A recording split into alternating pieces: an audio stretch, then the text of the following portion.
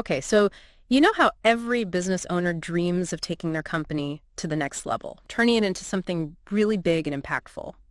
Well, today we're diving into the nitty-gritty of scaling up. And it really is a whole different ballgame, isn't it? I mean, it's not just about working harder, it's about working smarter, more strategically. Exactly, and the numbers really paint a stark picture. We're talking only 4% of businesses ever scale past 10 employees. 4%. That's like 1 in 25. Yeah, that's a pretty daunting statistic, and it's straight from Kevin Brent's book, The Entrepreneurial ScaleUp System, which we're diving into today. So what gives? What's the deal with this 4% problem? Why is breaking through that barrier such a challenge? Well, many businesses, they sort of hit a wall because they haven't laid the groundwork for that kind of growth. The systems, the team, the structure, they just haven't caught up with the ambition. It's like they've built a solid little rowboat, but then they try to sail it across the Atlantic. You need a bigger boat, so to speak. Exactly. And Brent does a fantastic job of breaking down the challenges of scaling into four key areas. He calls them the four fundamentals: strategy, people, execution, and cash. These are the pillars, the foundations for any business that wants to play in the big leagues. Absolutely. And what's fascinating is that the challenges within these four areas, they kind of shift as your business starts to grow. Oh, I see. So it's not like you solve one problem and move on to the next. It's more like the problems evolve alongside your business. Exactly. So take cash flow, for example. For a small business owner just starting out, that's often the biggest headache, right?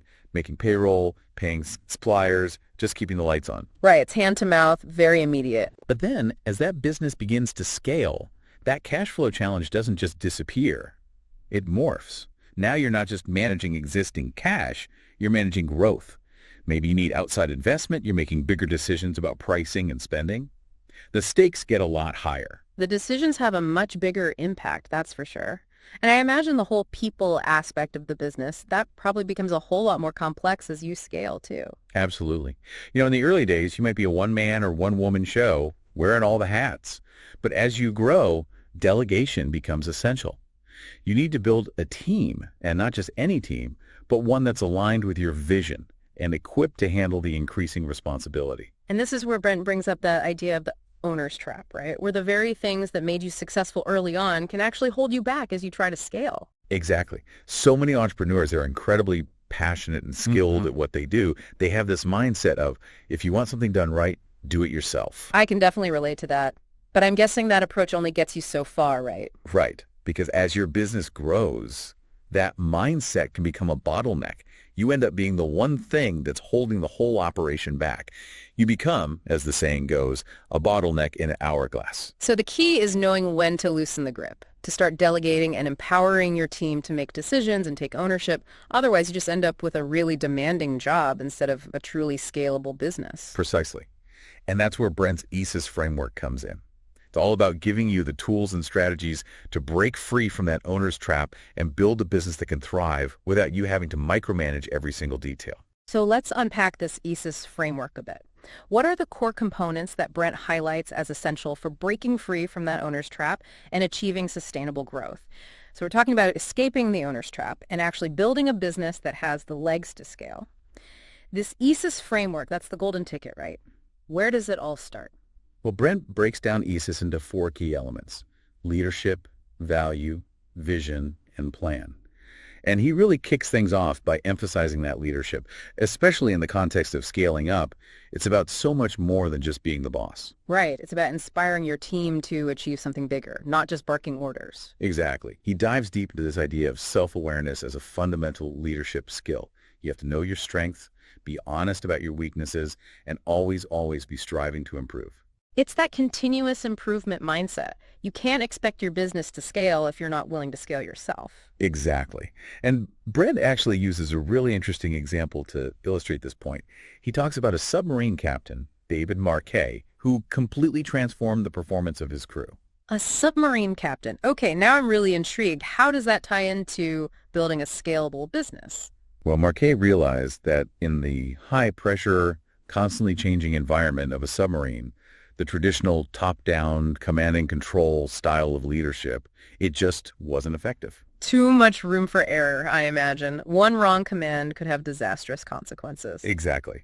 So he decided to completely flip the script. He focused on empowering his crew, giving them the tools and the trust to make critical decisions on their own. Instead of just telling them what to do, he taught them how to think for themselves. Exactly. He shifted the entire culture from follow my orders to take ownership, be proactive, and be accountable.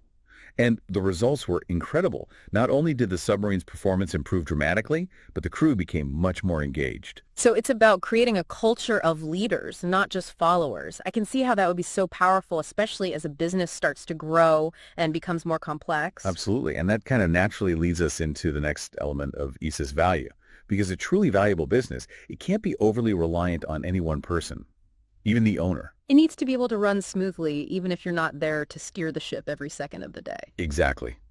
Brent used this great analogy of a Switzerland structure. You know how Switzerland is this neutral country, very stable, not overly dependent on any one trading partner. I like that. Diversification is key, right? Don't put all your eggs in one basket. But how do you actually apply that to a business? Well, think about your own business.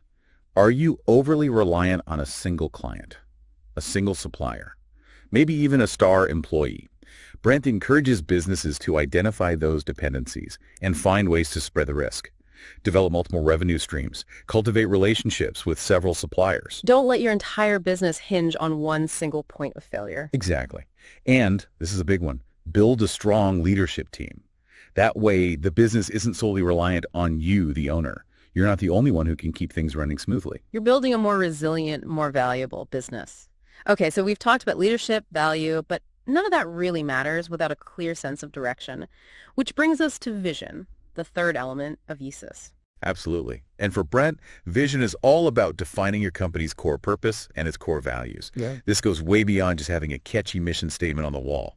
It's about understanding the why behind everything you do. Right. He challenges business owners to really dig deep and ask themselves those tough questions. Why does my business exist? What problem are we solving in the world?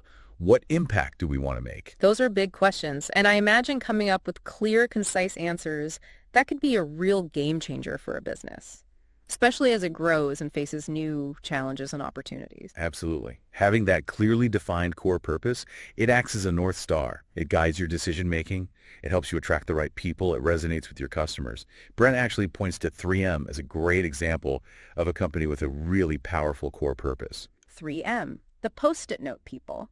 What's so special about their core purpose? Their core purpose is to solve unsolved problems innovatively. It sounds simple, but when you think about it, it's incredibly powerful. It gives them this endless playing field for innovation. Exactly. It keeps them constantly pushing the boundaries of what's possible. But okay, so you have your core purpose, your guiding light. But how do you actually bring that vision to life? That's where the fourth element of ESIS comes into play.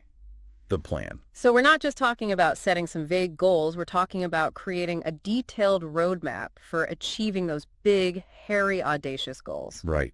And Brent emphasizes that a crucial part of that planning process is understanding your competitive advantage.